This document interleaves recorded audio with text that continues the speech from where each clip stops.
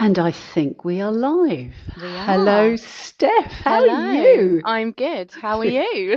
I'm very well, but you don't look at all like Matty. I'm not. I'm not. I know there's been some false advertisement going on because I know all of the marketing says it's going to be Matthew, but actually, who needs Matthew when you've got me? So everyone, you have Oh, me tonight. you're going to be on tea duty tomorrow. Probably dishwasher as well. Let's not lie. So, welcome everybody. What we'll do is just basically give a few minutes to let people join in. But very much welcome. We're going to be covering how to get high yields, or oh gosh, that's not going to help this evening. Why current high yields make it a great time to invest. And it really is a really good time to invest. This is our second webinar that we've held, but actually we've done quite a few seminars in the past, haven't we, Steph? We have indeed, yes. First one being 2015 at Oh Sleep my Hole, if I'm correct. God, that's a long time. And it's always been, I suppose in some respects, since we started the company, it's very much been about how we can give information. And I think these webinars, which allow you, the audience, to sit at home with hopefully a glass of wine at the sofa and listen to us talk about all things rental. It's perfect. You don't have to do anything or move anywhere. And hopefully in your pajamas as well, because yeah. No, absolutely. So just to sort of like, while people are joining, there's a few more coming in. There are various ways to keep in touch with us. First of all, we have the Landlord Live group, where at the moment we're putting up daily just very quick 1-minute videos on what's going on with the Renters' Rights Bill. I know you're covering that later, Steph, so I'm not going to take any of your joy out of that. But there's basically, it's just a sort of like the little snippets that are coming out, dealing with it as we hear it. And our newsletter, that comes out bi-weekly, and that gives you an element of, I suppose in some respects, definite market information, because we have a huge amount of data. We've been going, was it 19 years on Sunday? Oh my God. And out of that, I think we worked out, we've actually set up around about 7,500 tenancies. So we've got a huge amount of data about what people do and how they do it and things like that. So website, we also have loads of blogs on there, loads of information. And the types of things that we're sending out on the weekly blog really is things to, I suppose in some respects, to remind us what to do. In September, we sent out details to all our residents to say, check your heating, because there's nothing worse. You get that cold snap, everybody puts their heating on, and guess what? Some of it doesn't work. So we have to sort of get on from there. So that's basically how to deal with us. Actually, I can see it. There are a few new people on, Steph, so it might be an idea if we actually introduce ourselves. What do you think? I think that's a very good idea. And before I introduce myself, I just want to say we really want this to be as interactive as possible. So if you have any questions, please feel free to put them in the chat. We are going to be policing the chat throughout the evening, but also just who you are, why you're here, what would you like to get out of this. And like I say, if we can't answer it or we don't cover it within this webinar, we will, of course, help you at the end or off of this webinar too. So yeah, please say hello. So I am not Matthew. I am Stephanie, for anyone that doesn't know me. I've been in the lettings industry for the past 12 years, 10 years here with Maxine Lester. I'm one of the directors here, and I manage and oversee the front team, so my lettings team, who prepare the marketing for properties, they negotiate the let, we reference the tenants, and prepare all of the legal documentation for the let to go in. I also help with help new and current landlords with their investment portfolio and really helping them get the best return that they can. That's me. Well, that's you. That is me. And hello, I am Maxine Lester. I'm one of the directors, one of 4 directors in the company. And you could say that I'm the head tea girl most of the time. She does make a good cup of tea. So my role really is to get out there in front of our customers to actually find out what's important to you. As I said, we've actually been going, or will be going, 19 years on Sunday. And really out of that, all of the time, we've actually found different ways that we can produce different services, what you're actually looking for, how we can help you. So you most probably say, well, you're going to say that. I think we're pretty unique as a lettings company because now we've got involved with a lot of refurbishments. We do like this, we're going to go through how to actually invest in properties. So it's just a sort of like basically a full rounded service with regard to rental. And I suppose in some respects, yeah, just checked my notes there. We keep you out of court. Maybe that's the most important thing we do. So shall we get started then? Let's get started. Okay, so let's do the next slide. Right, we're going to have it in 3 sections. We've got the update of the local rental market. Spoiler alert, it is very buoyant at the moment. We're going to get from Steph an update of the Renters' Rights Bill. And Steph is going to tell us everything that's happened in the last 102 days since Labour have been in. Yay. You're so lucky on that one. I know. And I'll be going through how to buy the best investment. Now, warning here, I've been a landlord, oh God, for 30 years. So I've made loads of mistakes. Partly that's where we give you the information, not on my mistakes, but I've learned by my mistakes. So this is really going to be a whiz tour. What we're going to offer throughout this is a chat or basically a sort of like have a chat and find out exactly what you want. But we'll find out about that later. So let's get started. Right, the rental market snapshot. What have we actually got here? Well, for those people that are looking to invest or starting to invest, just to give you an idea, there's 4.6 million people or properties within the private rental sector. There are 11 million residents within that. So guess what? Renters' Rights Bill is really aimed at that 11 million. There is very much a housing crisis at the moment, partly in the fact that social housing has been sold off, well, I suppose in some respects since the 90s, beginning of the 90s.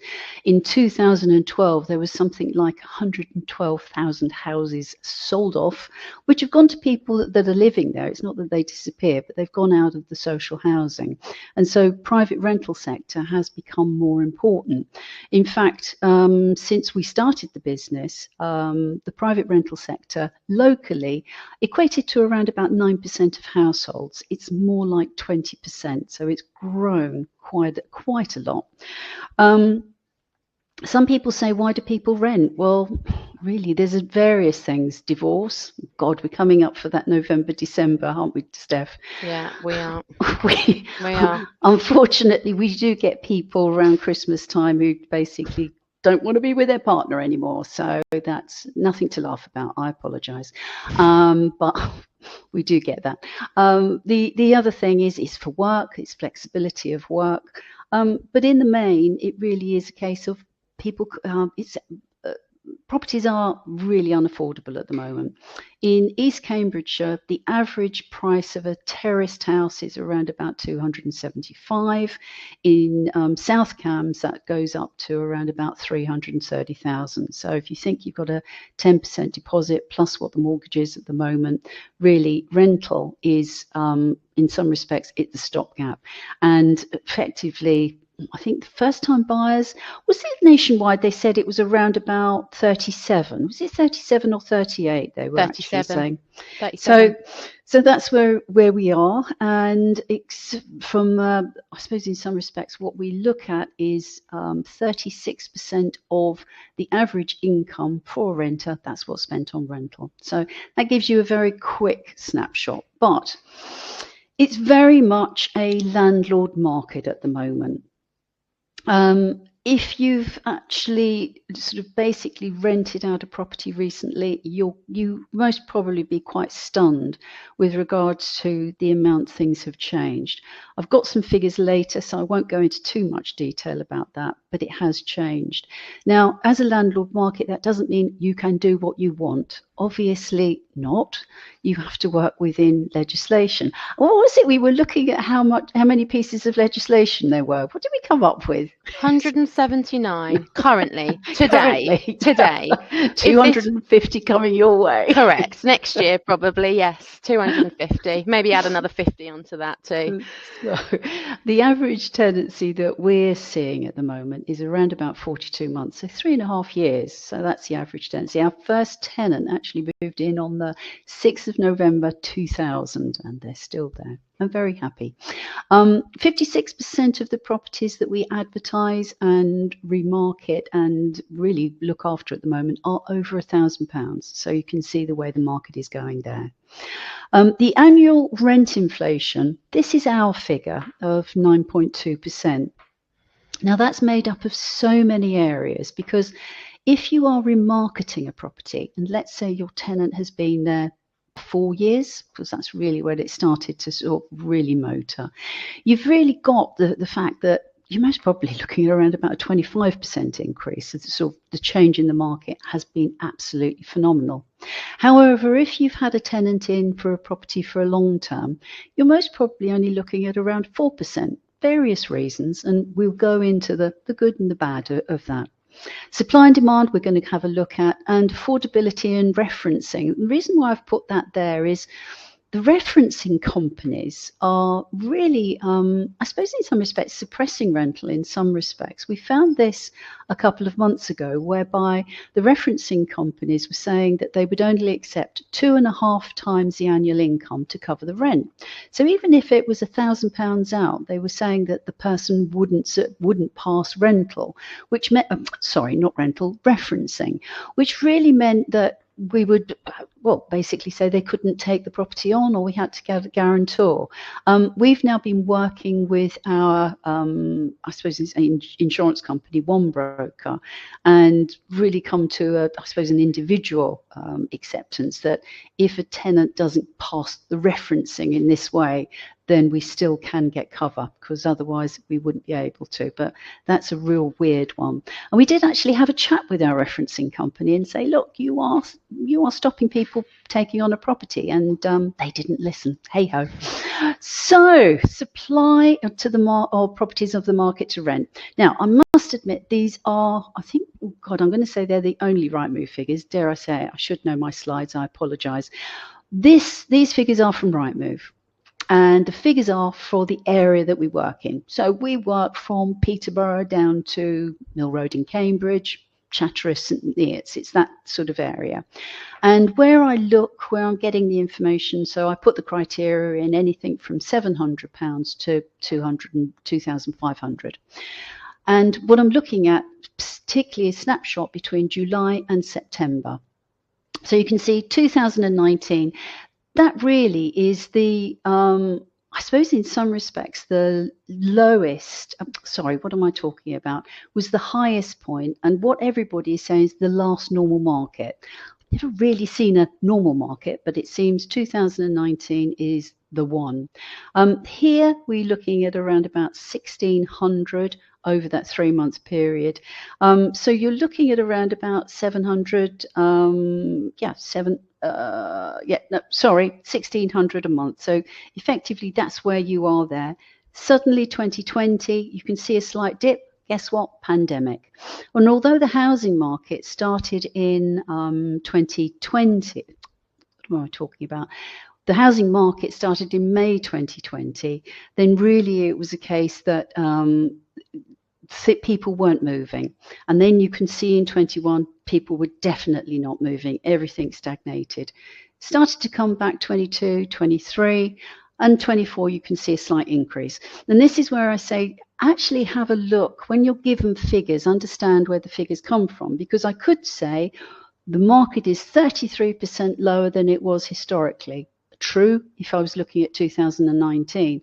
I could also quite easily say that the market has grown by 18% since last year, which again is true. So just be aware of the figures when people are giving figures to you. Make sure you understand where they're coming from. We have a question before you move on to the next slide from Raquel. Good evening, Raquel. Hello, Raquel. I keep on reading about landlords selling. Is this because Section 21 is going? It's making me think I should sell.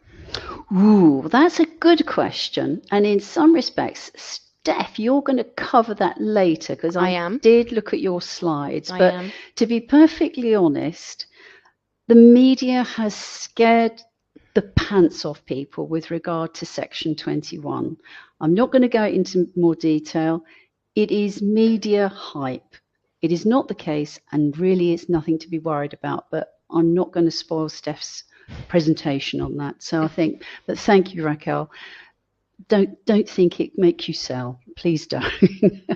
So, demand of properties by applicants. These are our figures. And again, I've taken the same sample, July and September, so 3 months from 2019 to 24. So you can see how it's grown up to 2023. In 2023, we were dealing with around, well, over 2,000 people a month. So it's really a case that you sort of go, how do we do that? We had to get new tech in because otherwise we wouldn't be able to book people in to get to your properties. We would give you more voids. So we just had to find a quicker way. That's slightly eased off. But if you think we're averaging about 14 to 20 properties a week, Steph, would you say? Yeah, that we're marketing definitely. at any one time, you're still looking at, if you were looking at, again, figures, 45 people looking at each property. So again, that's why I come back to the fact it's really, it's very much a landlord's market. And interestingly, I'll bring in here something that we had a letter yesterday that Hinchinbrook are now getting rid of their what did they call it? It was a housing accommodation, isn't it? Their housing accommodation. Most probably they're going to be selling that on the open market. Don't know. But that means there's going to be a hell of a lot of people looking to move into rental accommodation. So it's very good news for anyone around the Huntingdon, Hinchinbrook area. So again, demand in that specific area obviously is going to be higher. And the next slide. Now, average rental. There is a saying, when is the best time to plant a tree? And usually someone says about 25 years ago. Well, when was the best time to buy a rental property? Yes, 20 years ago, but we're talking about here showing you what the change has been since 2019, the last normal market.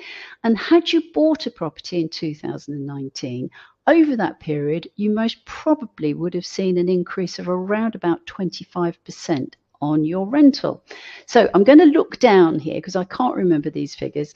So the yellow lines are for one bedrooms, and this actually is the total area that we work in. So in one beds, 2019, you were looking at around about £680 for a one bed. That's now £850. For a two bed, the change has been from £780 to £950. For a three bed, £940 to really £1,200. That's a 26% increase. And for four bed, anything from sort of £1,250 now up to £1,700. That's a 30% increase. So that's where I'm getting my overall average of 25%. So the market has changed. And I know from as being a landlord, I do understand costs have changed, you're spending more, but also the income that you're getting is more. The rental achieved, I always say to people, rental achieved is driven by demand, but basically it's regulated by salary. So I thought it would be an idea just to have a look at what we've got employment-wise in Cambridge. We have another question before you go on to the slide from Tallulah. Good evening, Tallulah. I love that name, I must say. It's gorgeous. I have a two-bedroom house in Maytrees. I get £695 per month. My tenant has been there since 2017. I don't think it's right to increase the rent. Shall I take this one? Well, yeah, because you're the one who's renting out the places in Maytrees at the moment. Okay, I will take this one. So, Tallulah, if you don't think it's right to increase, I would say that is, of course, completely down to you. But I would say a couple of points on that. You do need to remember that it is a business and you need to make money from that. On average at the moment, a 2-bedroom property in St Ives, obviously dependent on square footage, if it has a garden, etc., would fetch anything from around £1,000 to £1,200 per calendar month. And I would say if you cared for your tenant, I would recommend increasing every year, even if it's just little and often. The reason for that now is the current rental market is so buoyant. And if your circumstances change and you need to take the property back, or you need to sell, for example, it puts your tenants in quite a vulnerable situation, because the rent's going to be going up or increasing to say £400-500 a month, which is crazy. But also, if you did want to sell, and you wanted to keep your tenants in situ for an investment buyer, you need to make that investment look great, and it needs to be profitable. So at the moment, 695 per month wouldn't probably interest an investment buyer. So I would say, if anything, if you can increase it little and often, I would definitely recommend to do so. Totally. I hope that's answered that. Yeah, as you say, it is your choice at the end, but it is a business. It is. So, okay. Well, thank you very much, Tallulah, and we do love that name. We do. But also, sorry to interrupt, Tallulah, if you wanted to talk about it further, then please at the end drop us a line, and obviously we'll be happy to help with the increase. Yeah, good point. Employment, that's where we were. Yeah, sorry, back to you. Don't worry, we said it's interactive. So looking at the employment, what have we got? We've actually got an incredibly vast range. It is high-tech heavy. You only actually have to go to the Addenbrooke site to see the high-tech, what is going on there. And also basically the infrastructure that we've got in place at the moment. You've got the Cambridge itself. Cambridge North came on around about 5 years ago. Cambridge South should be finished by 2025. That's going into the biotech area. You've got St Neots, you've got Huntingdon, Peterborough stations, all going into London. You've actually got quite a good guided bus as well, particularly from St Ives. I think Huntingdon, most probably, that's a little bit far, but it is there. But it's all sort of, the infrastructure is there. And I think in some respects, the fact that we've got a vast range of employment, you're not restricted like in Port Talbot, where very much they were just interested in, that was it, the furnaces there. They're closing down. Loads of jobs have gone. That market is absolutely going to be dead. So we haven't got that problem here. We have a vast range of employment, and it is quite high. With regard to salaries, it's very difficult to actually really ascertain what the local salary was. Last census sort of said it was around about the 50-55. That's the average household income. And if we put on, I suppose in some respect, compound interest based on the way we've changed salaries here at the Maxine Leicester's, you're looking at more like around about £64,000-65,000 as a household interest. So it's quite increased. So to conclude, it's very buoyant. We've said rents are increasing, and if you want to think about planting trees, it's a very good time to plant one. And Steph, it's over to you, my love. Over to me. Okay, so what are we going to be covering in the next 20 to 30 minutes? So what we're going to be looking at is does the lettings industry look like under the new bill of Labour government, and the likely impact that it could have on landlords. So I'm hoping nobody here is thinking, what on earth is the Renters' Rights Bill? But if there are people here that think, what is that? It's basically a bill that the government want to have come in to change the law for rented homes. So really to give more security and stability to tenants, but also to improve the current system, should we say, for both 2.3 million landlords and the 11 million private renters in England. So some of the points of the bill are looking at abolishing Section 21s, abolishing fixed-term tenancies, and also imposing more obligations on landlords when it comes to renting out their homes. So this has been going on and has been in my life since 2019, when Conservatives introduced it into their manifesto.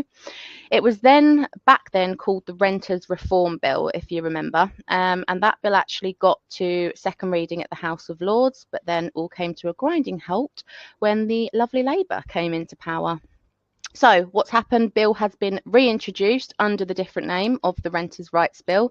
It's just had its second reading. Now it's going to committee stage. It's then got to go to the House of Lords. It's got to come back, have a few more tweaks, and then we believe it's going to be coming into play either April of next year or October. Now, as Maxine said at the start, there is a lot of scaremongering by the press that's going on at the moment, and I will give them that. They're doing their job correctly. You will probably have seen things, you're never going to get your house back, tenants are going to have so many rights, you're never going to be able to do anything, and I'll be honest, that is just not true. So I am hoping in the next 20 to 30 minutes, it'll probably be more like 30 minutes because I like to talk. I'll be able to hopefully show and explain to you that it isn't as bad as what it's being portrayed to be. So my lovely assistant has got control of the slides. So please, can you go on to my next slide? Okay. So before I actually start as well, going through these main points, what I'm going to do within this is actually cover the main scaremongering points that have been made by the press and what it actually means. Now, all of this that I'm going to talk about, the people that will probably be targeted or caught out are going to be the rogue landlords who don't comply with legislation and they manage their properties themselves. Anyone that's actually on this webinar and taking the time to listen what we're talking about are not going to fall into this category. You care. So that's really, really important to know as well. And again, before I begin of what I'm going to talk about, I want you to know at the moment, this is all hearsay. It's all conjecture. We don't know what it's going to look like, but we have seen the Renters Reform Bill, and this is what we think it's going to look like. So, main point. The biggest one, I think, of them all is the abolishment of Section 21s. And this is the biggest concerns, I believe, for landlords at the moment. So I will say, definitely think Section 21s are going to go within this bill. When we were going through general election, the abolishment of Section 21s were in everyone's manifesto. So what does that mean?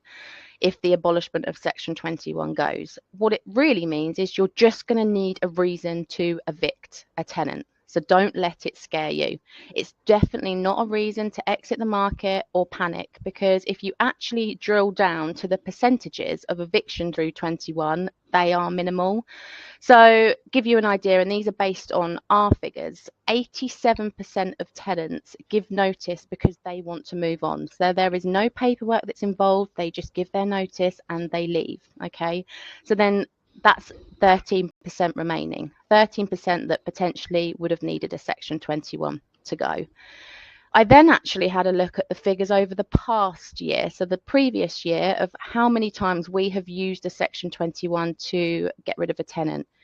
2.5% we've used on our tenancies. Okay, so hopefully that actually puts it into perspective of how many Section 21s we are using. Now, there are a few reasons as to why Section 21s are used. The main ones I would say are rent arrears. Either the landlord wants to take their property back because they want to move in, or they want to sell the property, or your tenant is just a pain in the arse and you want it back. And I should probably label that a little bit better, or legally, due to antisocial behaviour. Far more professional. Far more professional. Due to antisocial behaviour, or what am I looking at saying? They've breached their tenancy, should we say, breached their tenancy. That is a reason as well that you can use for a Section 21.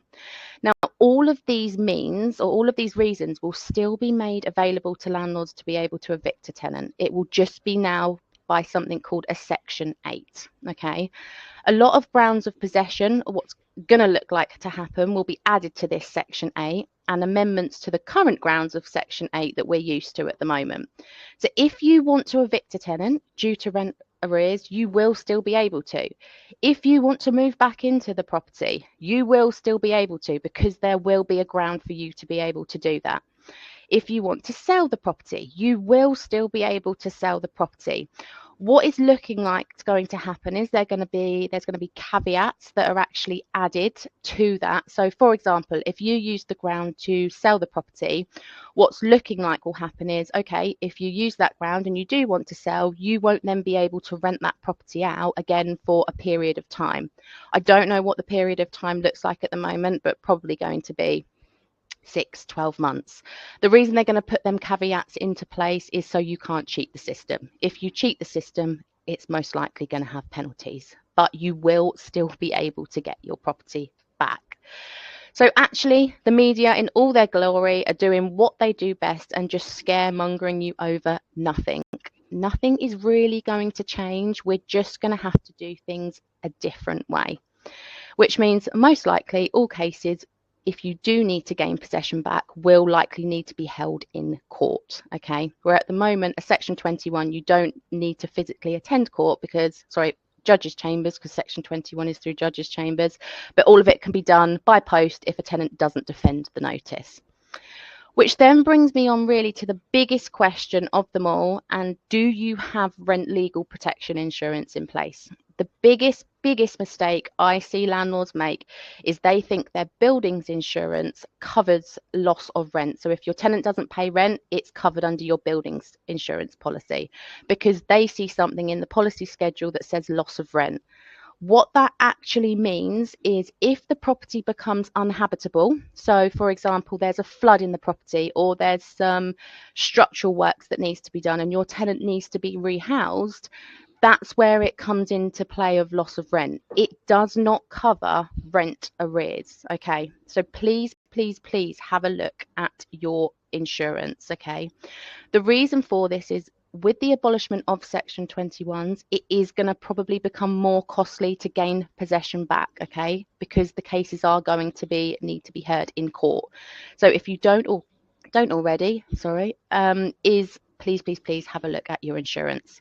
And I'm going to give you a case here just so you can understand the pricing of actually what you're looking at, or the cost if something did happen. And this is actually based on something that happened last year with an owner. So this isn't even when the Renters' Rights Bill has come into play. So there's an owner, he needed to evict a tenant. They incurred legal costs of just under £2,500 to be able to do that. They then had just under £3,000 of unpaid rent, which is 3 months worth of rent. And then they had £2,000 of support from our team to be able to prepare papers for the court and attendance in court. So that's just under £7,500 that would have needed to be paid, and that would have actually been covered should you had rent legal protection, or should he had rent legal protection insurance. And as I said, that was based last year before this Renters' Rights Bill has even come into play. So I can only imagine the cost is going to be more. So please have a look at your insurance policy, and if you don't, please take out rent legal protection insurance. On to my next slide. So actually, there's Gary Watson. Oh, Hello, Gary. Sorry. It's all right. I'll deal with it. I'm so glad I've got you as an assistant. Hello, Gary. And Gary said, I've just bought a buy-to-let and want to issue a Section 21. But the estate agent hasn't got the original gas certificates, which I think I need to issue to fulfill the notice. Is this correct? Ooh. I'll let you answer that while I have a glass of water. Oh, well, thank you very much. I think really the first thing is what you're looking at here are things within the Deregulation Act, because the Deregulation Act was very much to do with stopping rogue landlords to issue notices on the basis. So it just it was saying, make sure you've got all the paperwork involved, or absolutely everything ready. So first of all, my question would be, Gary, and maybe we need to have a chat about this just to sort of help out, because I'd need a couple of questions on that. First of all, when you bought the property, did it have all the certificates involved? Because if you've got the original certificates, or you've got the last gas cert and things like that, it will make a well, effectively you've got you've got the protection there to some extent. But yes, you should ideally have every gas certificate during that tenancy. So I don't know how long your tenants have been in. I don't know how long you would actually be and how many certificates you've got. But you should have details to issue a Section 21. You've got to have the how to rent, the EPC, you've got to have the gas certificate, and an EICR. So you've got to have those certificates in place. So hopefully when you bought the property, you would have that. Now, dare I say, we actually started a landlord rescue service a couple of years ago because we were getting a number of questions like this. So if that's something you want to have a chat about, Gary, really, really happy to help. But it may be fine, but as I say, it's more than yes, you do need gas certificates, but it depends on times. So I hope that helps. So shall I do your next slide then? Yes, please. So what we are going to look at now is renters' reforms actually did happen in Scotland in 2017, where they actually had the abolishment of Section 21 happen. Come across this graph, and actually I thought it was really, really helpful to have a look at figures and to have a look at the graph. So I'm going to explain it because I know I'm not very good at explaining, and normally I just think everybody knows exactly what I'm about to talk about. So should you be doing this? Yeah, of course I should. So I have got this lovely little button now where I can actually highlight things, and that's what I'm going to do. So what does this graph show? This graph shows, as you can see down the bottom, the percentage increase in the share of households which are rented privately, and this is across England and Scotland. So red line is Scotland, blue line is England, and you can see a lot of dips going on and a lot of acceleration going on with this line. So I'm actually just going to explain what's happening. Now, this is across the years 2014 to 2019. So you can see, first of all, the first dip that happens here. Oh, that's a really great circle, Steph, but hopefully we get the picture. In 2015, we had the first dip in the England rental market and the Scotland rental market. There was a lot of legislation changes, or talks, should I say, actually going on here. So in 2015, this is where the talks started to begin about Scotland abolishing Section 21 and bringing in their rental reforms. And in 2015, for England, what was happening is, if you remember, the tenant fee ban had the conversations starting to happen back in 2019. Scary, but that's when the conversations were happening. So as you can see here, the dip happened for the next 2 years in both areas, and that was really probably landlords scared, worried about what was going to happen, and actually probably not well informed as to what that means. So that is what happened within England and Scotland. You can then see in 2017 here, this is where the rental reform started, the abolishment of Section 21s happened. And you can then see this massive spike here in Scotland from when it came into play.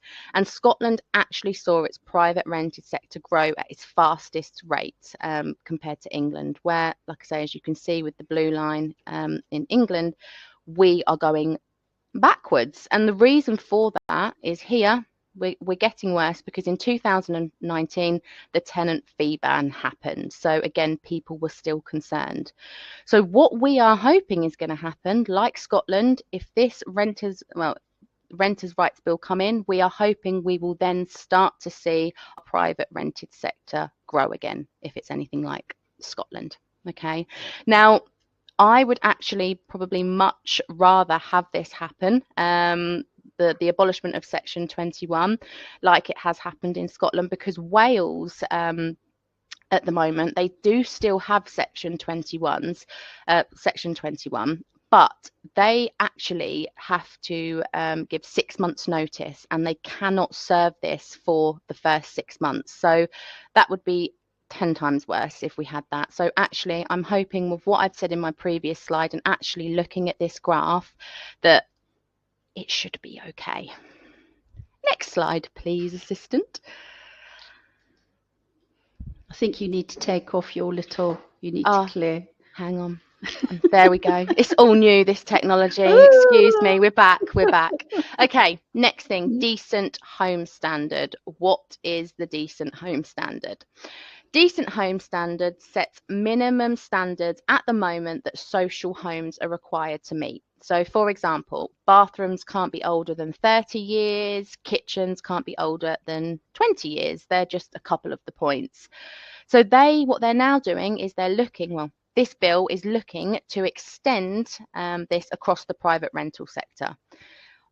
There isn't much to worry about, to be honest. 79% of homes in the private rental sector are what you call decent.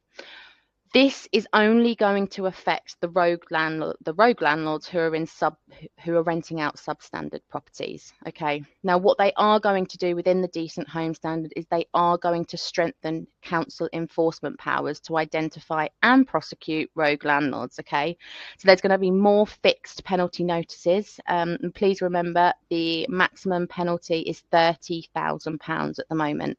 Again, I don't believe anyone watching this will fall into this category because you do care. But yeah, just to be aware, the council are going to have more power. I think we've got a question. We have, from Helen. You've most probably answered it. What are the fines for not getting things right? Good evening, Helen. I suppose I'd ask Helen, what are you worried about getting wrong, Helen? Yeah, and it's really hard to answer that because there's different fines for getting different things wrong. So, for example, if you didn't register your deposit, you could be up to a fine of 3 times the deposit amount that you have to pay to the tenant, and an additional fine on top of that. So it just really depends on what's gone wrong as to what your fine would be. But at the moment, the maximum penalty is £30,000. Hope that's answered. But if you are worried about anything, again, please get in contact and we'll be happy to help. Okay, shall I go to the next one for you? Yes, please. Okay, Awab's Law. Hopefully everybody again has heard of Awab's Law. If you haven't, this law was brought out because unfortunately a little boy called Awab died in social housing due to damp and mould. So currently this law is just across social housing, and what they are required to do is investigate the reasons of damp and mould within a certain time frame. Okay, so I actually think that this will be useful to us in the private rental sector. The reason for that is we are currently governed by a word called reasonable. What is reasonable? Reasonable to a landlord is definitely different to what the tenant finds reasonable. Okay, so the fact that they are actually going to put legal expectations and timeframes in place will make it easier for us as agents and landlords to adhere to them. Okay, so I think what also needs to be looked at more here within this law is tenants' lifestyle, okay, because it is going to get harder to prove that damp and mould is caused by tenants' lifestyle, okay. So of course, tenants' lifestyle, if they are not ventilating the property well enough, if they're not heating the property well enough, if they're not opening windows, if they're not wiping down showers when they need to, if they're drying clothes in the property, this is all going to contribute to an issue of mould. So what we are actually looking to do as a company, or what we have done, is we have produced a damp and mould report, which actually looks into, I think it's about 40 factors of what could be causing that. So if there are any other issues, we have backup and proof that there is something. We've looked at what can contribute to that. Okay, so that's really, I would say, the thing there is, if it is down to tenants' lifestyle, then you need to make sure that it's being proved. Okay, so next slide, please. We haven't got any questions, have I, before I get... No, we no, haven't. Helen's the last one there. Lovely. Okay, so the rented sector ombudsman. What does that mean? Currently, agents and tenants have access to something called the property ombudsman. This is a scheme that provides agents and tenants with an alternative deposit resolution service. Okay, so if they cannot come to an agreement between themselves, and what the ombudsman can do, where appropriate, is make compensatory awards to the tenant in individual cases, and the maximum that they can give is £25,000. Okay, so if the tenant can prove that they've had loss, if they've had aggravation, if they've had distress or inconvenience that's been caused by the actions of an agent, then they can actually be compensated for that. Okay, so with the Renters' Right Bill, what they're looking to do is introduce a mandatory ombudsman for all landlords, which actually personally I think this is really positive. And the reason for that is if a tenant rents directly through a landlord at the moment, they will now have somewhere to go to get things sorted, okay, if they aren't being sorted. But just to give you an idea of figures, there was a recent report that came out from the Property Ombudsman that actually highlighted 81% of damp and mould issues actually come from properties that are managed by landlords, not using an agent. So, purpose of the new ombudsman is really to keep disputes out of court, and they will act as the mediator. So obviously there are still going to be fines if you get it wrong, but what it does is it's a level playing field. So actually I think that's a really good point, one of the good points of the Renters' Rights Bill. Okay. Next thing, what they're looking to do is introduce a database, or should I say a property portal, I think. They're calling it something like that. And what they've said is what they want to do is they need to create a centralized database for all landlords in the industry. And the purpose of why they want to create this database is they need a centralized resource for tenants, landlords, and councils. Is this really the case? My thoughts are it's going to be for the benefit of councils, so they can see who's a landlord, what you're doing with the property, are you compliant, do you have the property registered, is there anything that I can give you a fixed penalty notice on the spot for now. That is what it's going to be for. It's not going to be for an informative database that landlords can just log on to and say, oh, where are the rogue tenants? I don't want to have these in my property. Where are they? Or if tenants think, oh, I can just log on to a database and have a look and see where the rogue landlords are in my area. It's not going to happen. The only benefit is going to be the council. Okay, just my assumption, but what I think, that is what's going to happen. My only concern with this database are landlords that manage properties themselves, because if you are not compliant or you are a little unsure of what's needed, I think you are going to be caught out. So just be aware, please make sure you know your obligations and what you need to do. Now, this will definitely become a thing. Definitely, there's been talks of this. It was on the Renters Reform Bill as well. But yeah, I don't think it's going to be very beneficial to us at all. It's going to be very beneficial to the council. Wales actually have it now, and every landlord has to be registered, every property in the private rental sector. So just be prepared to put your hand in your pocket, because that is probably going to cost. And we've got a question from Mary. There we have. Good evening. Yeah, good evening, Mary. Will there be a charge for the ombudsman? Yes, I believe there will be a charge for the ombudsman. What that is, I do not know, to be honest, as of yet. But what it's looking like is actually the cost of it will be different for managed landlords to what it would be is if you're with an agency. So by the sounds of things, it's actually going to...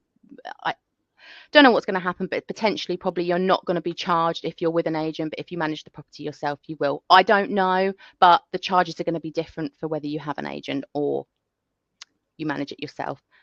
Just what I think is going to happen at the moment. Hopefully that's answered that. Next slide.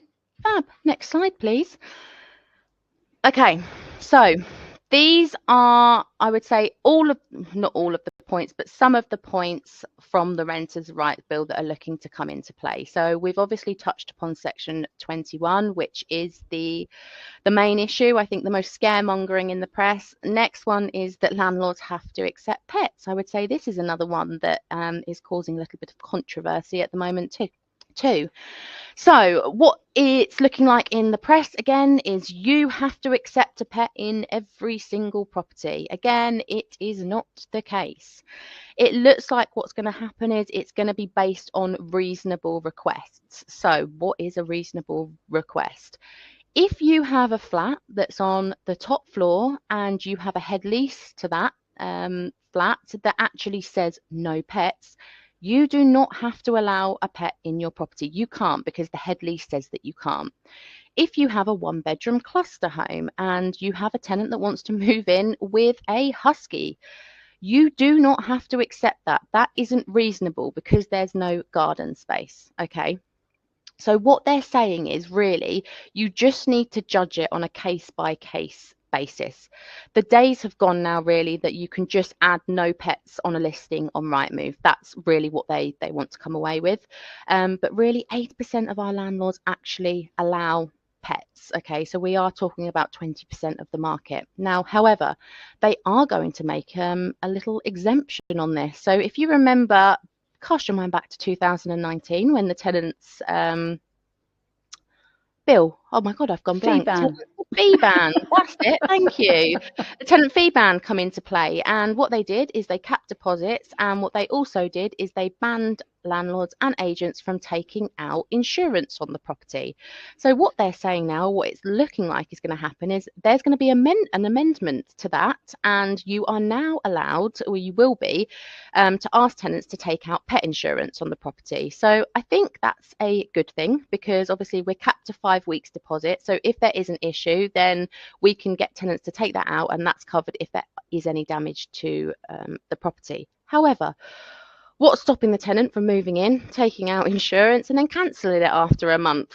There is no stopping them. So what they are also potentially looking to do is landlords can actually increase the cover on their buildings insurance to cover accidental damage from pets if they have pets in the property, rather than take the tenant taking it out themselves. And then what is looking like could happen is the landlord can actually then claim that money back from the tenant of the cost of it, because I personally think that's the better option, because then you at least you know you're protected going forward. So yeah, that's what it's looking like. And of course, at the moment as well, if you do accept a pet in a property, you can charge additional rental. Okay, that can be from really what you want it to be. At the moment, ours is looking at anything from sort of 25 to 50 pounds. But if you want to have a pet, you can make the decision of how much that is. I don't know within this Renters' Rights Bill if that's going to be something that they ban, but currently at the moment you are able to take additional rental. Okay, so hopefully that covers pets. We've also been through the decent home standards. We've touched on that. We have then, another big point is making an AST redundant. What is an AST? And a short hold tenancy. What does that mean? The Housing Act in 1988 introduced an assured short hold tenancy, which stipulated a minimum term. Minimum term being 6 months, but it could have been a 12-month tenancy, it could be 24-month tenancy, it can really be anything up to 3 years, because after 3 years it becomes a deed, and that's a different kettle of fish. Not going to go into that now. So what they are saying, or what they're looking to do, is actually make an AST redundant. So what they're implying is you cannot, well, a tenant can move in on a periodic basis from the get-go and then just move out by giving notice, which is just absolutely ridiculous. There's been no thought process go into this whatsoever. 2 reasons why I believe this can't happen. First one, rent is paid in advance, and the second thing is there's secondary legislation that has got to come into play here. What do I mean by that? If you have a buy-to-let mortgage, you normally a clause within that buy-to-let mortgage stipulates that you have to have a fixed term tenancy. Okay, so something's got to be done here. It's not going to go through how it is. recently, I don't know if anybody remembers, there was a leasehold reform bill that actually came into play last year. It reached royal assent, it was passed, but still no dates have been given. So they've passed it, but nothing's actually happened. So just because they've passed it doesn't mean that it comes into play. It could then be a couple of years before they give any dates. And I think, to be honest, that's what's going to happen here, because Labour have said, oh, I'm going to get rid of ASTs, I'm going to make them redundant. Well, yes, they could, and they might just pass it, but they don't actually give any specific dates. I think that's what's going to happen here. Or what will happen is something's got to happen, because as it is, it's just not going to work. It's just absolutely ridiculous, and that's all I've got to say on that matter at the moment. Creating new ombudsman, we have covered that. We've covered AWAB's law. We have covered introducing the property portal or the database. Abolish arbitrary rent increase clauses. Again, I'm not going to touch too much on this because we don't do it. What does this mean? This means at the moment, most agents in London are actually doing this. So what they're doing is they're marketing a property, they're putting tenants in, and they're putting a clause within the agreement to say after 6 months the rent is going to increase. Okay, then the term of the tenancy renews after the 12 months, and then they put the rent up again.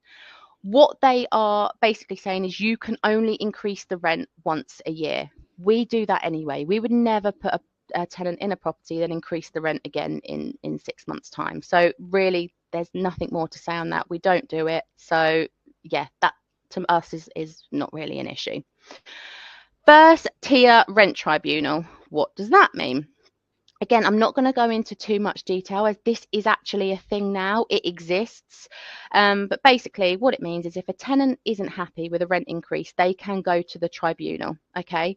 And the biggest change the biggest change here is you're just going to need more proof if there is a rent dispute, and it has to go to the tribunal of how you've come to that figure. So again, we do this anyway. If we come up with a rent increase, we're looking at the condition of the property, we're looking at the current market rate, we are looking at what has gone within that area within that certain time frame to put forward that rent increase. But really the point of this is you just need to make sure you have the proof and the evidence if it does go to tribunal as to why you've put forward that increase. And again, to give you an idea, in the 19 years we've been running as a business, we have only ever had 2 tenancies that have gone to the first tier rent tribunal. So let's just put it into perspective.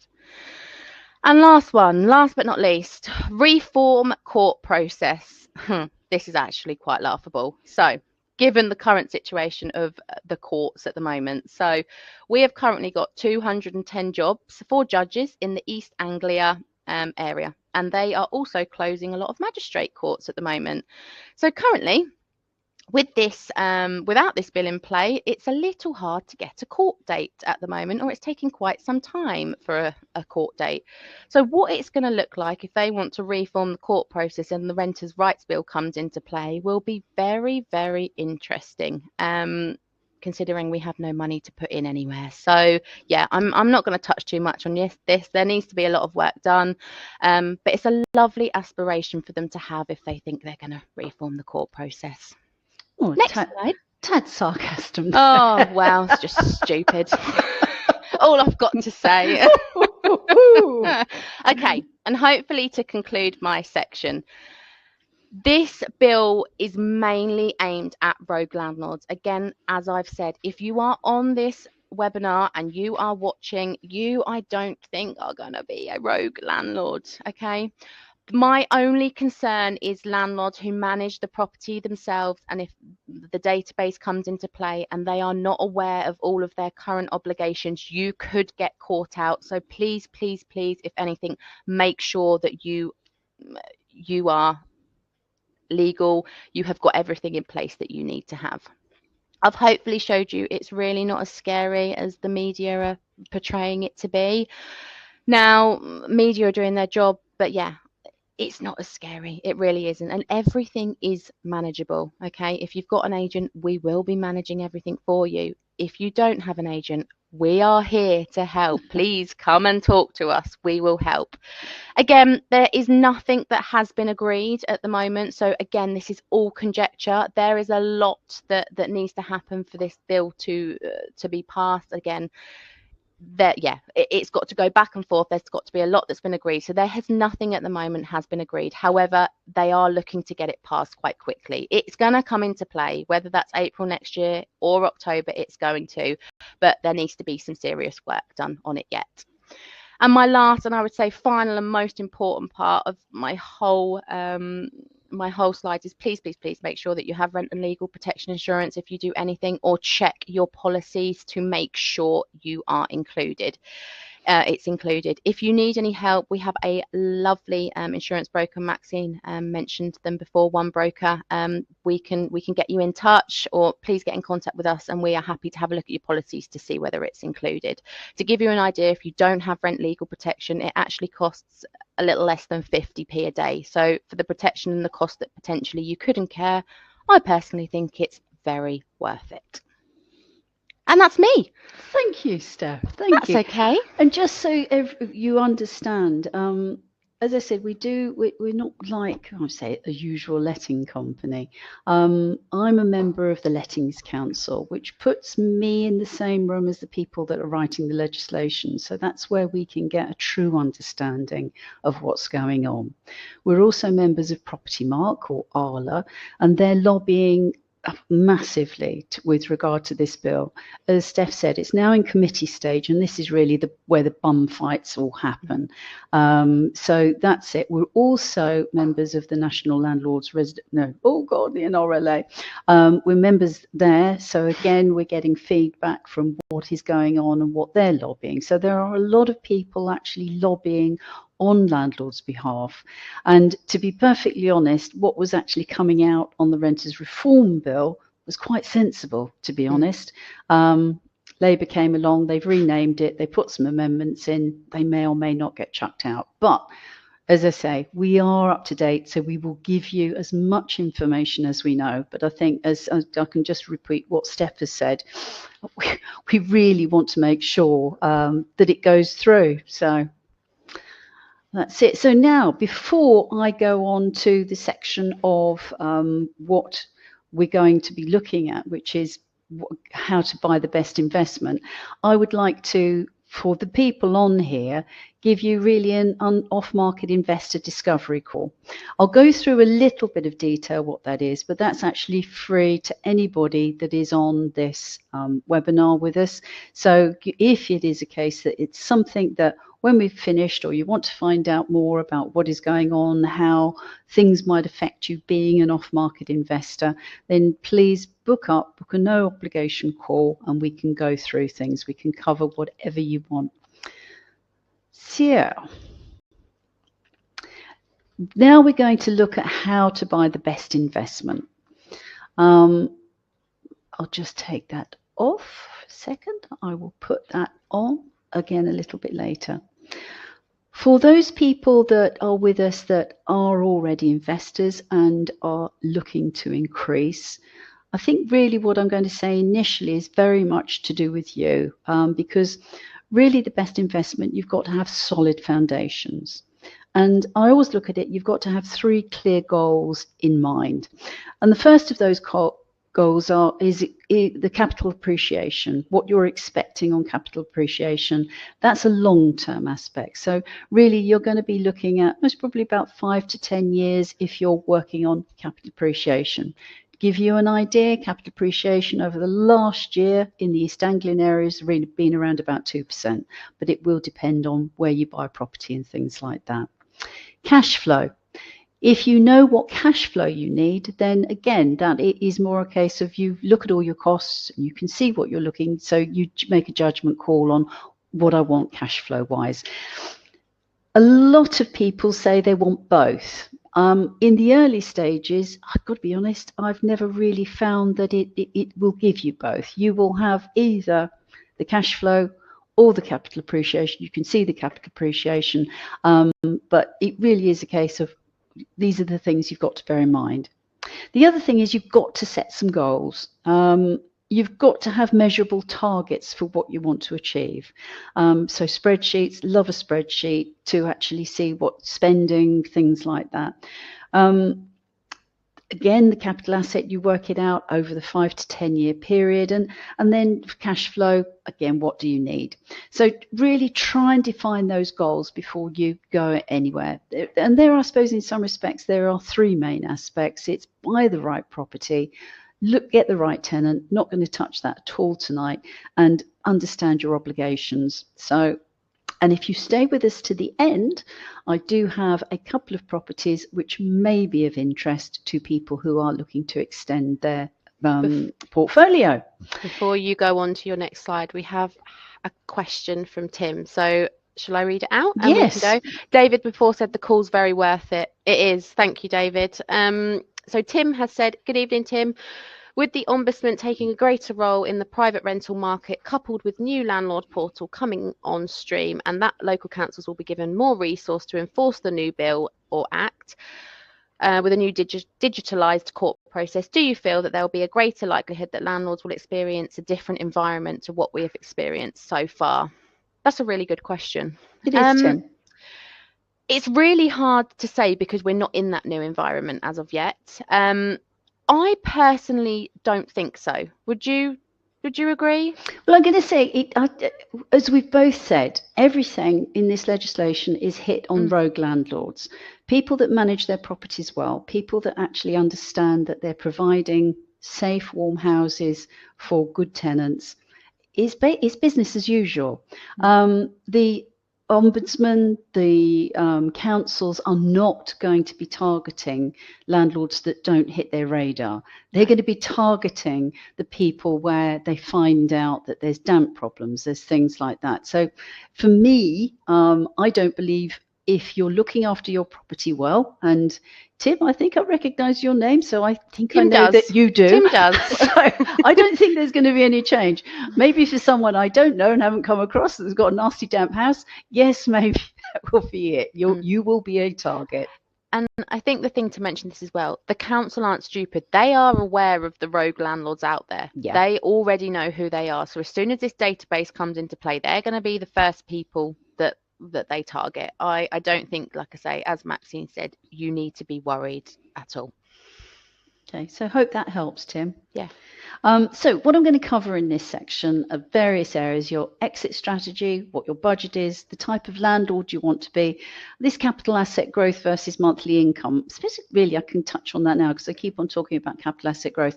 If you bought a place in Cambridge, you will, I suppose in some respects, be guaranteed good capital asset growth. I remember the only time housing recently went down was 2008 during the financial crisis. And at that point, I must admit, as a landlord, I thought, brilliant, we're going to go and buy a place in Cambridge. The prices never went down. They carried on going up. However, you're not going to get you'll get a monthly income, but if you want to look on return base, or sort of like return on the money that you spent, no, it won't be as high.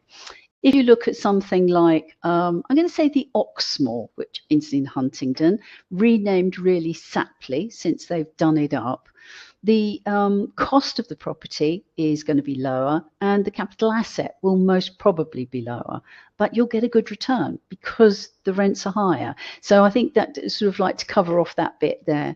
Leasehold, freehold, Steph's touched on the leasehold reforms bill, so it has changed or will change things, and time management. So that's really what we're going to cover off in this section. Exit strategy, strange way to start, but actually when you're buying a property, you really need to know how long you're going to keep it for and what you're going to do at the end. With all of this, the exit strategy, your conversation needs to be with an accountant because they can give you an idea. You've got to look at the tax considerations of, I suppose in some respects, how long you're going to keep it, what's going to happen when you're not here, or what you want to do long term. Some people look at limited companies.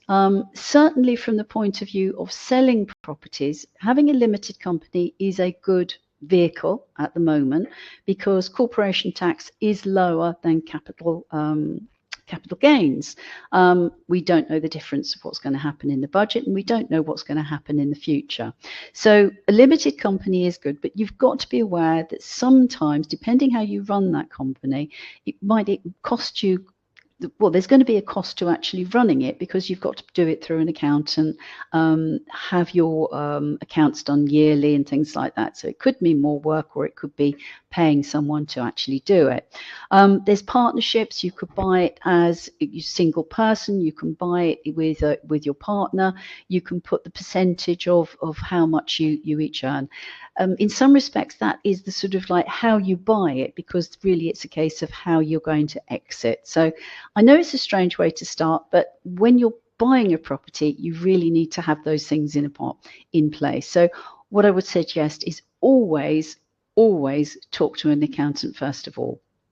And if you need any advice on accountants, we certainly have that. We have one question from Harriet. Good evening, Harriet. Can you recommend an accountant? Yes, we can. There are a number. So I think what we'll do, Harriet, we pick you. I think we'll have your details from there. So we'll get back to you and I'll send you those details. But certainly we've got a number of people that we work with, have worked with in the past, that, very much look after landlords. The next thing to look at is your budget. And I know it might seem obvious to some. A lot of people come and say, I want to buy a property. Okay, how much do you have? Oh, I don't know. You've got to know what you've got, as it were. You've got to basically have everything in place, because certainly sometimes if you want to get a good bargain, you've got to move quickly. So you've got to have everything in place. And you can buy it by cash, you can buy it with a mortgage, you could leverage some of the if you've got properties, you can leverage the equity growth in those properties to actually be the deposit for the next property. And that's the way a lot of our landlords work, that each couple of years they will leverage on what they've got to actually get another property. With a cash buy, you may have a huge inheritance. We were talking to someone a couple of weeks ago where they'd inherited quite a chunk of money, and they were saying, right, I want a 4-bedroom property. And you sort of think, well, as a first-time landlord, is a 4-bedroom the right thing for you? Because let's say the tenant doesn't pay the rental, then you've got a huge loss. Potentially, that could be better split into couple of segments, and that could be better used as sort of like you've got general income and less risk. Now with a budget, things like that, how to buy it, I would always speak to an independent financial advisor. And I'll say independent because they can look at the full market and really give you an idea as to what is out there and what you can do. I was having a look in one of the landlord media. They were saying that there's someone who's come up with a 4.5% interest for a fixed year. So again, something to look at, but everyone's thinking that mortgage rates are going to come down in autumn, and most probably for 2025 most probably end up around a 4.5%, 4.75%. So just be aware of what the pundits think is going to happen. But with budget, again, speak to an independent financial advisor before you actually decide what you're going to do. Sorry, Harriet's asked another question before you move on to the slide. Any recommendations on an independent advisor? Harriet will be sending you a very detailed email in the morning, if you don't mind. But yes, of course, we certainly have that. We work with people who do our own mortgages. So absolutely no problem at all. Now, I said the type of landlord. What do I mean by that? Well, there's lots and lots of ways that you can be a landlord and you can have an investment. Serviced accommodation is certainly something that's happening in the city centres. Good returns, but again, you've got to actually spend quite a bit to get it. So what you're getting is a return, good returns, but it is expensive. HMOs, houses of multiple occupancy. I hear a lot of people tell me that, wow, I can get 12% return on a house of multiple occupancy. And yes, on paper, you most probably are. However, what people tend to forget is the legislation that you have to cover with an HMO, licensing rules, what type of HMO, the types of things that you have to put in, fire doors, fire systems, electrical systems. So you really have to do a hell of a lot more with an HMO.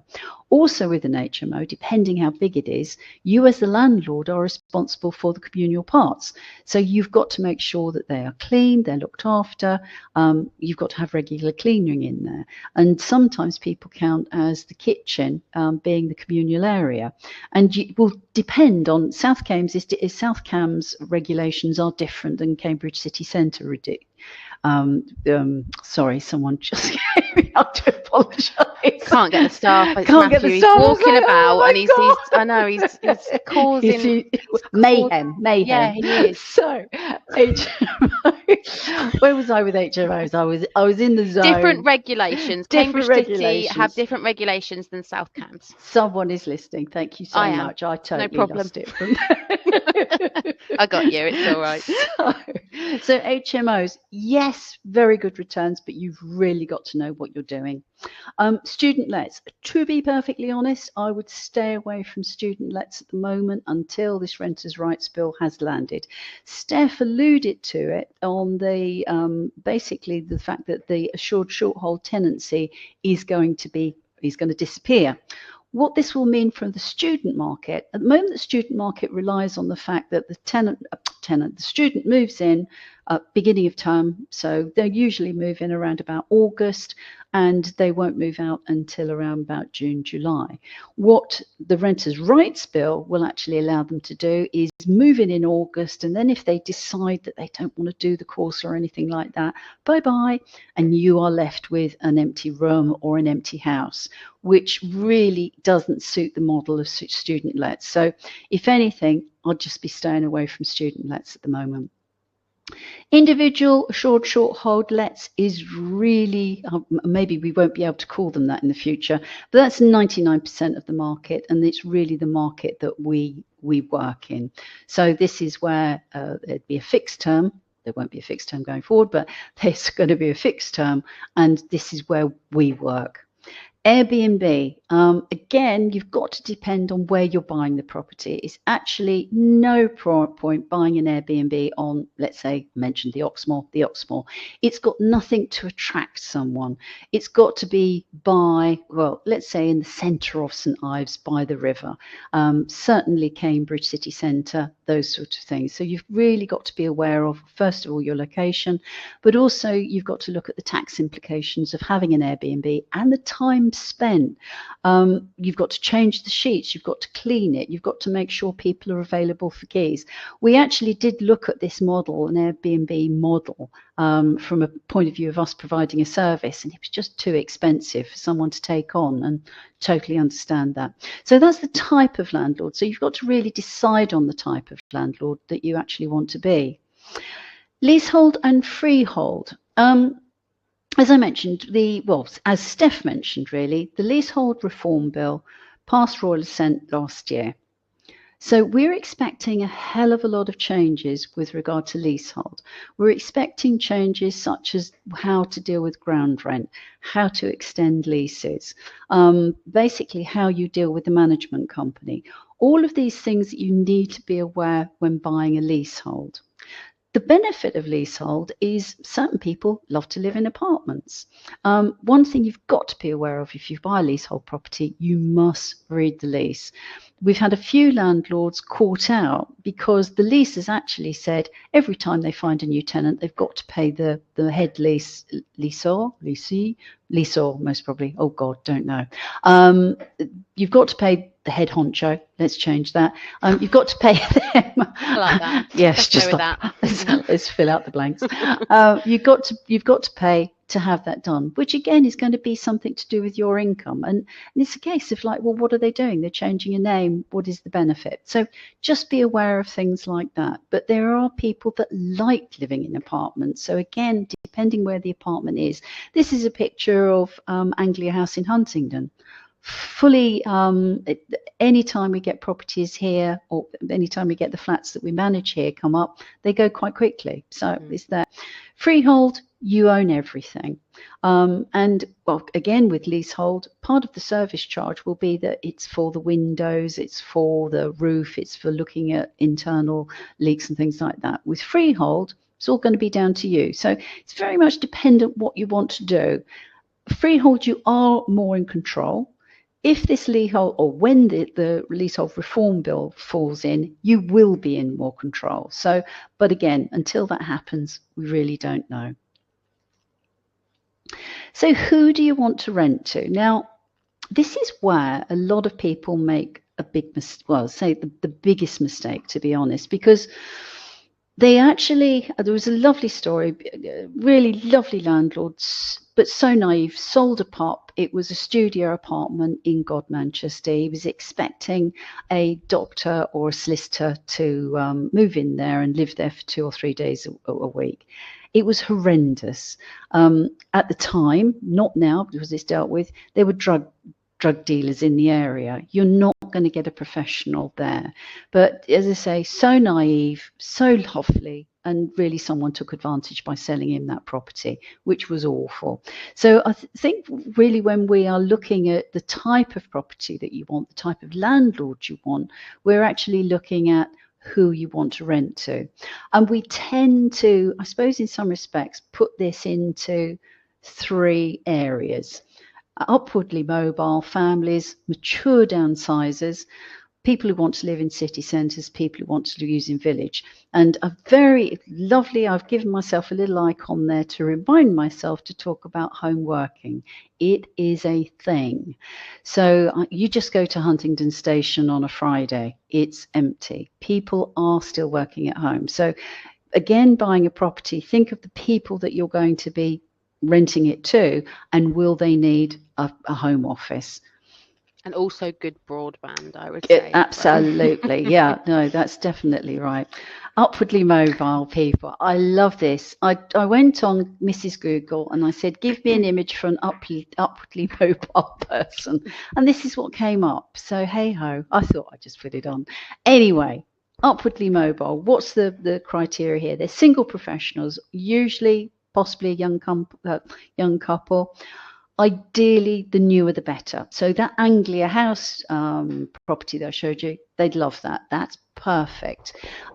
They've got to have, as Steph said, excellent broadband because they're most probably going to be working from home most of the time. Anything that's near a gym, you've got to have cafes, restaurants, stations. And I've put there furnished. And question mark, because 99% of properties that we rent out and that we see being rented out are unfurnished in this area. I always think furnished really comes from the olden days when the only way to get a tenant out was to have a furnished property so that you with their weekly rent book. So that was the way to get a tenant out. But nowadays it really is the case that people like really funky furniture. So therefore very expensive. It's going to affect your return. And the reason I put these things down is when we are looking to market a property or market your property, we are looking at the benefits to the people that you want to rent to. So these are the things that we would be highlighting, and these are the things that we want to highlight when we are renting to this sort of person. The family. Oh, this is a picture, obviously, of a lovely family at Sunny Honey with a family on a sunset. Really nice. But families, in general, you will get a longer tenancy. But you've got to have a bigger house. They're not going to move into a 1-bedroom property. Schools, obviously. Amenities, green spaces. Parking, absolutely, because they're most probably going to have a couple of cars.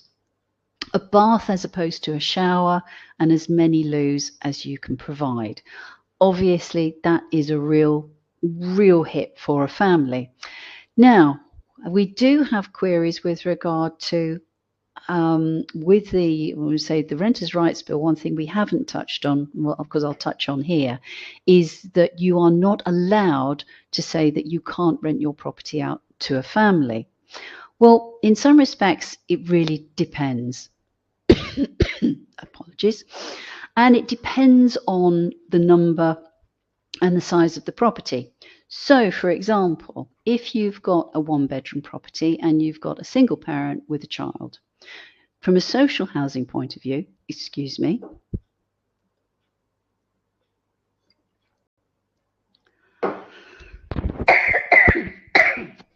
Ugh. I should have done some background music there. La la la la la la la. Thank you, thank you, It's thank you. okay. So, from social housing, they would say that person or that family needs two-bedroom house purely because the child needs a bedroom and the single parent needs a bedroom. If Matty is around, would that be a case that he could get a glass of water? Because I'm going to need that very soon. So, if you've got a single parent and two children, really it comes down to what the age of the children. So, if you've got two girls under 10, they can have the same bedroom. If you've got two children, boy and a girl, over 13, they should have a bedroom each. So again, it comes down to what social housing is all about. Sorry, Matthew's getting you water. So Thank you. I am so I've sorry summoned about him. this. It's Thank you. Thank you, thank you. So, downsizer. This is an old person moving house. I love these pictures from Google. Basically, it's the fewest stairs possible, low maintenance gardens. They love and prefer gated developments, and the nearer the shops, absolutely perfect. the better. Perfect. That's it. Matt is coming in. Thank you very much. So, what you can expect to achieve in P27 to CB24.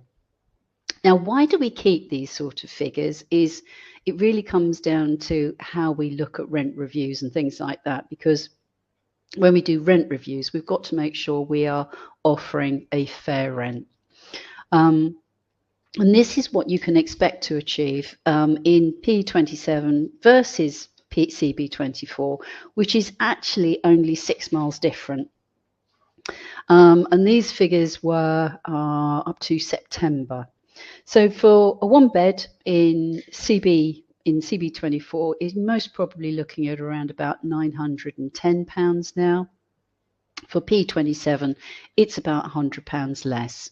For a two bed, most probably around about £70 difference. So for a two bed in CB24, it's £960.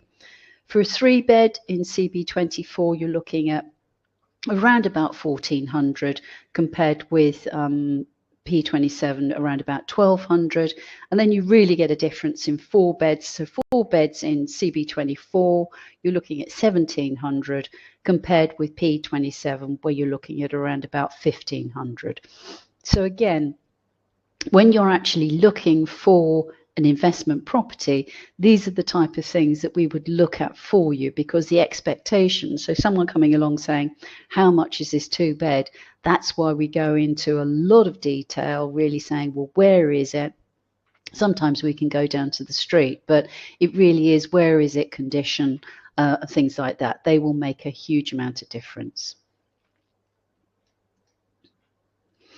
So reducing voids. You are running a business. Steph mentioned this earlier. Sometimes people say to me, I'm wrong by saying you are running a business. That's their opinion. My opinion is you're running a business. And with any running a business, you want to make sure that you reduce your losses as much as possible. So just a couple of tips here when you're actually looking for a property, where to go. When I'm looking at properties, my list includes a tick box of around about 35 items. I score it between 1 to 5. I then add up the difference. The property that gets the best score is the one that I would actually go for, because I will tend to try and see a number of properties in one day just so I can get a feel of what's going on in the market at the time. So reducing voids, the main thing is here, when you're setting the deal, basically set it up with the agent or the estate agent or the people that you're buying it with, that you will be able to gain access to get your agent to go in and start marketing the property really between exchange and completion. If you think that's going to be very quick, then you'll find out really from your solicitor as to where you are. We've saved people a hell of a lot of money purely by knowing the completion date. knowing that we can get in and we've got permission from the person who's living at the property or the tenant that's living at the property at the time to actually go in, all that there. So things are happening in the background. So the moment that you complete on the property, then we can actually start moving someone in as opposed to start marketing. And just something, sorry to interrupt, Max, to add to that point, what is also handy and helpful to know is try and stagger the exchange and completion, because sometimes you will exchange and complete on the same day. So if you can have exchange to happen, because then once exchange has happened, we can then get in and start doing things, and then with completion within potentially a month, for example, rather than it being exchange and completion at the same time, because that helps massively. No, and if you tell them that from the get-go, they can make it happen. No, really good. And I suppose we are coming up to the Christmas period. Now, what we're finding is when people are starting the process of buying something, completion is taking around about 5 months. So we're sort of through. But if you feel that you're buying something empty and it's going to complete December or January, try and move it on to February. The reason being, December market is the slowest market, so you're not going to get the best price. January is really where everybody has held back properties to put on the market because they know December is a slow market. So then you get a load of properties on, you're not going to get the right price. So if you're buying something, make sure it is completing around about the February time onwards. The other thing going to cover is light in the property, type of neighbourhood, certificates are important, decoration and parking. So what do I mean by those? These are all the things to actually reduce your void. So lighting, blessing, you can see the one over with the dark floors. It's got this lovely light right in the middle of the room. It is so dark. And the problem is that when you're coming to market that, when you're coming to show people, you're actually restricted as to the times that you can actually take people around. Usually it's going to be 11 to 4 to show it in its best light. But if someone wants to come back for a second viewing, they want to find out what it's going to be like, it's going to be longer to rent that property out. And I can assure you that particular property, it does take a little bit longer. The other thing you need to be aware of when you're buying a property from a lighting point of view, is it north facing? If it's north facing, it's going to be darker. If there are trees around in the winter, if you're looking at them, there's no leaves. Therefore, what you're looking at is sort of like, one, how near the trees are to the house. We have a problem with a couple of houses on the Burley Hill estate where we've got some fantastic trees, but those little roots have gone right into the house and therefore we've got substance problems. It's all being sorted out, but the last thing you want is to have a tenant move out purely because the trees are in the way. So do be aware of trees, but also be aware of trees from the point of view of light. So that's really one thing from there. And I can see we've got some Jenny Turnbull. You're looking to buy an investment around Aprilish time next year. How soon in advance would I need to start talking to a mortgage advisor?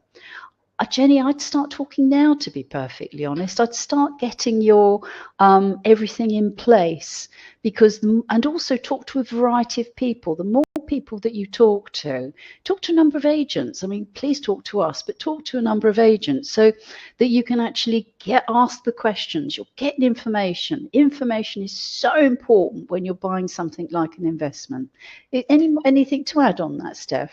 Yeah, I would say, as you said, definitely start speaking to mortgage advisors now. And also, if you get a agreement in principle, that normally lasts for a period of time. So even if you're speaking, you could then, get something in principle and start having a look at your search. Because as Maxine said, if it's taking 5 months for a house sale to go through, what does that bring us to? We're October now. We're not going to be that far away from April. So I would definitely say, yeah, now it's starting to get the ball rolling.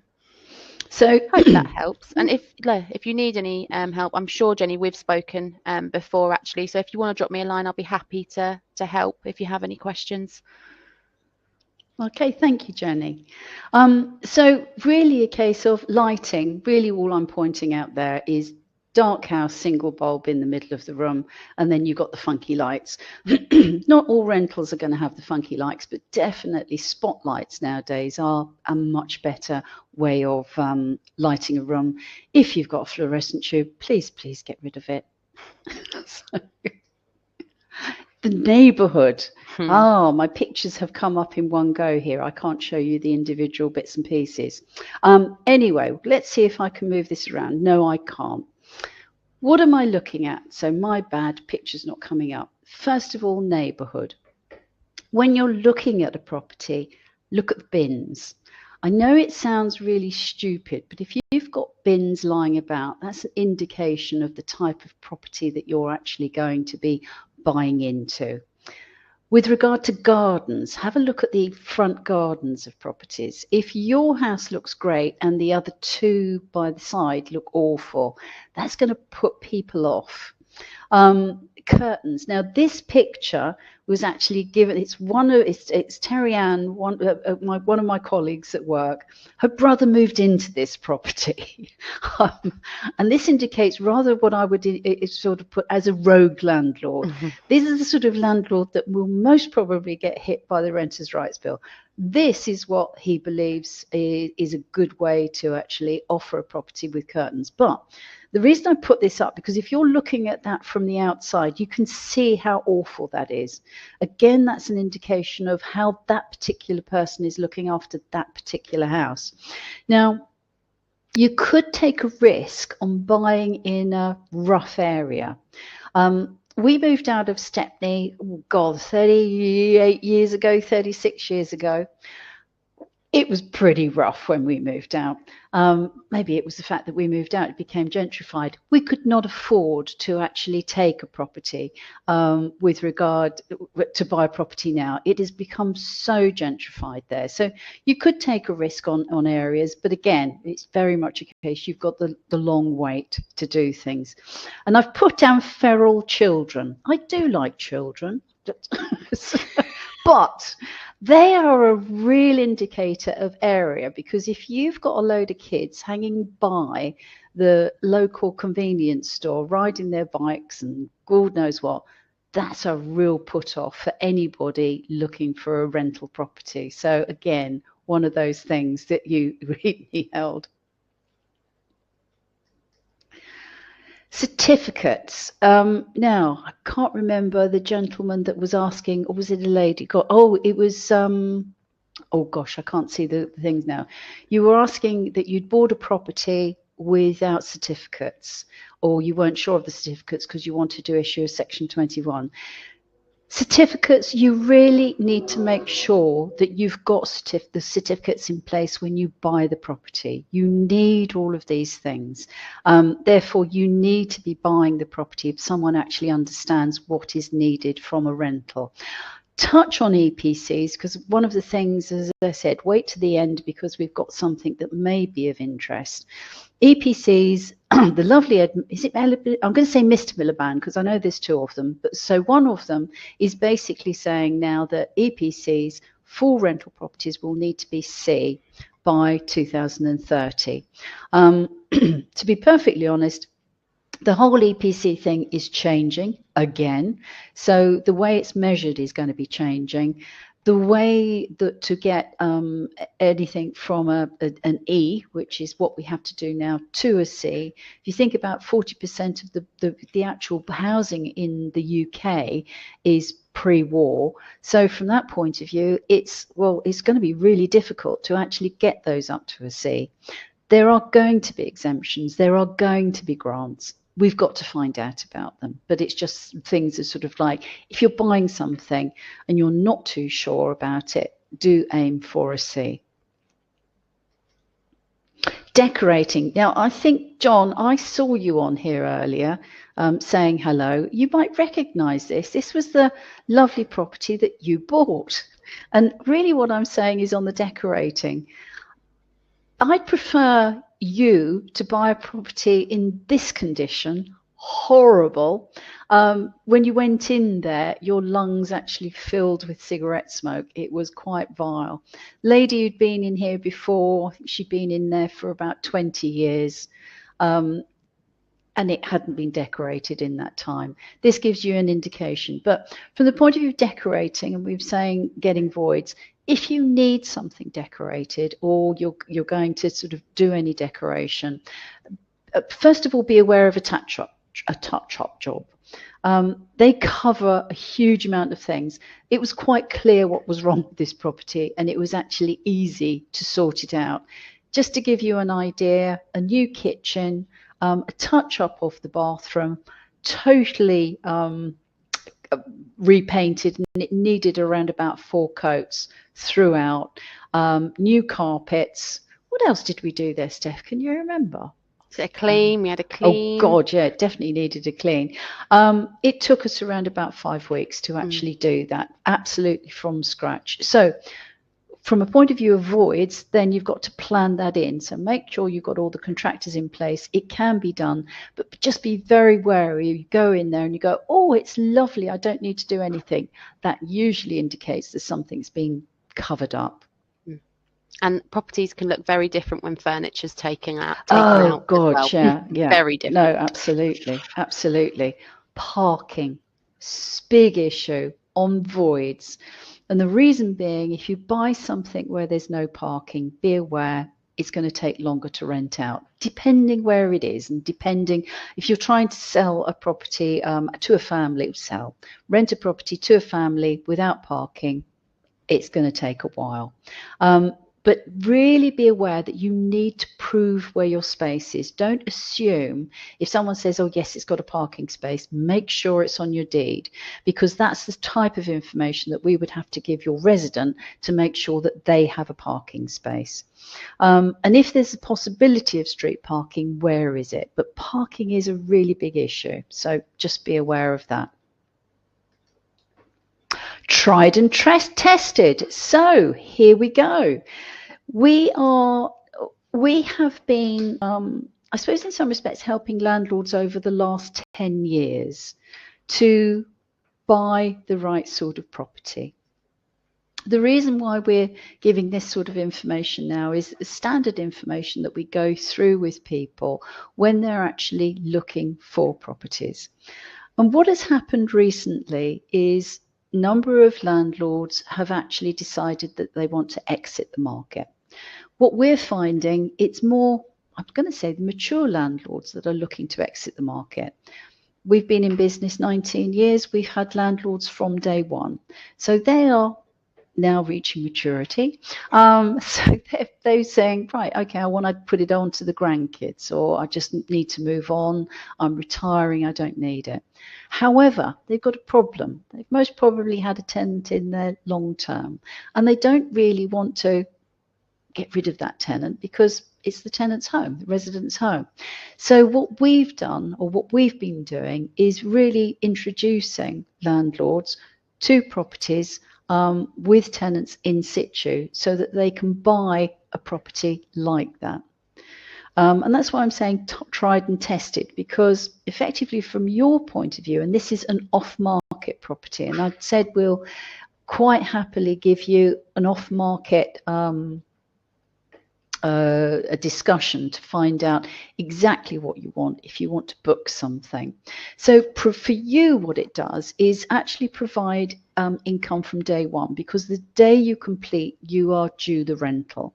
So there is no worry about what I'm going to do, when it's going to be, do I need to decorate it? You've got income from day one. You've got a known history of the property and the resident. Where we manage the property, we've been carrying out safety compliance visits, we've been dealing with the residents, so we'll know the rental history, we'll know what's right, what's wrong with the property, and where things have gone wrong. We know when boilers have been replaced, so we can give you all of that information. When I say there's no competing buyers, what we actually do, what we say to you is, once we know exactly what you are looking for, then when that particular property comes up, you will get that offer. You will have that offer for 24 hours. If you're not happy with that, we pass it on to the next person. So it's not a case that they've got 7 people all in one place. We do it one by one, because don't want to upset the tenant. We just want to make sure there's a nice transfer. We actually work on your behalf, the buyer's behalf. Estate agents will work for the seller. We work for the buyer because we're looking for the best return for you.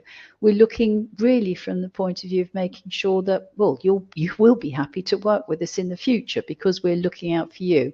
That doesn't mean we're not interested in what the seller's done. When we're looking at a landlord that wants to sell, we're quite clear with him or her what they want to get out of it. So we know exactly from there. And it's not really a sort of like, it doesn't go on Rightmove. It's nothing from there, but it's a very fair system all the way through. So and negotiate for the best return. So we know the returns because we know what the asking price ish will be. We know what the rental is, so we can give you a sort of basically a gross return. And we do the viewing if you want. So again, if you're out of the area and you're looking at investing within the Cambridgeshire area, because this is where we work, it really is a case that we can do everything for you. It's not a case that you have to come and see the property. Most people do come and see the property and we'll do the viewing with you, but it really is a case that we can do the viewing. For us, the benefit is that we do keep the business. Yes, there is a sort of like a joint, but really that's what an off-market property is, and that's what we are talking about this evening. So I said, Tallulah has asked a question. Can I find out more about these properties? Tallulah, you certainly can. You would be one person. What I would do is, as we end, I'll give you more details. I'll put that offer back on so that we can actually go through things. It's not a case that they are put on Rightmove or anything like that. It's very much within our domain, as it were. So what we do is actually have a look at a discovery call. So we're looking at your aims, your budget, and the type. This is sort of thing that we've covered so far. So it really gives you an idea about where we are and what we would be looking for. That discovery call most probably is anything from half an hour to an hour, because we're really going into great detail with regard to what your needs are. And as I said, there are two properties here that we are basically helping a landlord move on. Now, I must admit, this particular one, we do have someone who is interested. So, but I do have permission from them to show it. Just really, it's the type of property and the type of, I suppose in some respects, information that we can give you. From there, this is a 2-bedroom property. It's a freehold. It's in Huntingdon. So for those, if you remember what I said, I mean, without a tenant, you've got a real market coming onto the market from Hinchinbrook. The most recent tenancy started in 2015. The rental income this year is just over 11,000, and to achieve 5%, you would be paying 222,000. The landlord is not looking for that. The EPC is a C, so it ticks the boxes there. The heating is gas and the parking is allocated. So this is the sort of thing that we would be saying to you, this is what we've got. So we know the things. I think this is a lovely little property. I can't remember when we actually took it on. I think it was around about 2012. Was it 2012? Yeah. God, time goes. So we've had this since it was built, and it's a beautiful little property. So these are the type of properties. The next one is, I suppose in some respects, a little bit different. This is a 3-bed home in Swavesey. Now, Swavesey is on the guided bus route, so we've got a tick here. The tenancy started in 2018. You've got a rental income of around about 15,000 a year. The 5% would be 301. The landlord is not looking for that because the EPC is an E. Now, I've said to you, look for a C. Well, this is one of these ones where we are now getting involved because EPCs are changing. So this week we have had a energy assessor go around, not log the EPC, but actually just see what we can get this to. So that's what we're waiting for on here. So anyone who's buying it would know that what they would have to spend to bring it up. You've got heating, that's gas. You've got parking. You can see there, lovely Mercedes on the driveway. massive garden on this one, so huge garden. Huge garden. So this is the type of properties that come our way. These are with tenants that we know, and I think we've been managing this one since around about 2008.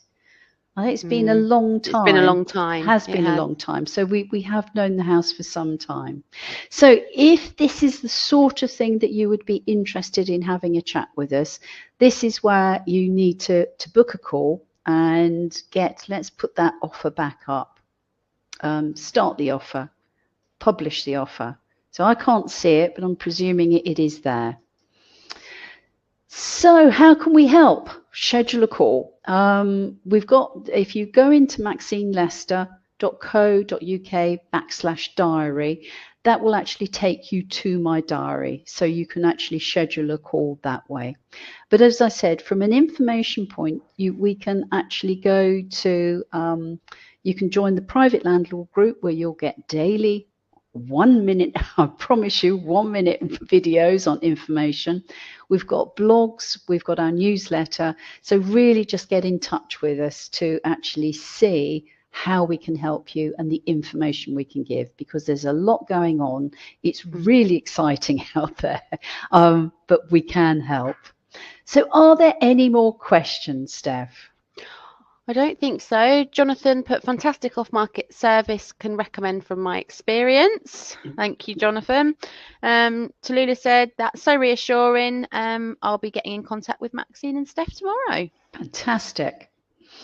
Wonderful stuff. Well, I think we've almost reached it's 1:49 we've been on. I can see we've got a warning here for the webinar saying we've overran. You're about to overrun, so you've got there.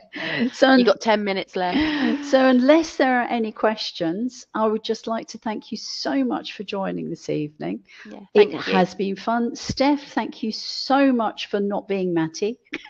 That's okay. I hope I've been okay instead, and I hope everybody's found what we've been speaking about useful and informative. You have been absolutely wonderful. So with that in mind, I will end the webinar. Thank you very much and have a lovely evening, rest of the evening. Oh, Max, before we end it, sorry, I can just see one question that's come in from Gennaro, and it says, is it realistic to expect a 10% return in this area? If you buy very, very well, Gennaro, yes. But I think you'd have to buy extremely well. Agree. Thank you, everybody. All right. Take care then. Bye-bye. Bye.